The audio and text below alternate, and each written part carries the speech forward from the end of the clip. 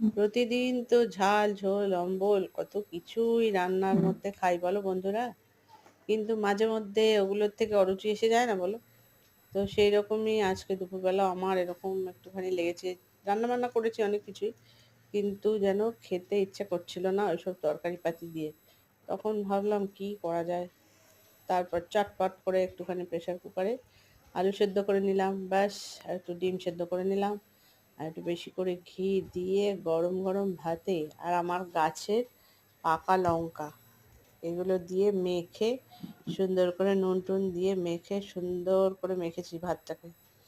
মেখে এবার তো ব্যাস, আর কি, এবার মুখে পড়ার অপেক্ষা। এই যে এবার এই নাও মুখে পুরে নিলাম, আর তোমাদের সঙ্গে একটু শেয়ার করে নিলাম। তোমাদের সববার কেমন লাগে আমাকে কিন্তু একটু কমেন্টস করে জানাবে কিন্তু বন্ধুরা। অপেক্ষায় থাকলাম। আর এইরকম ভাত মাঝে মধ্যে খেতেও খুব ভালো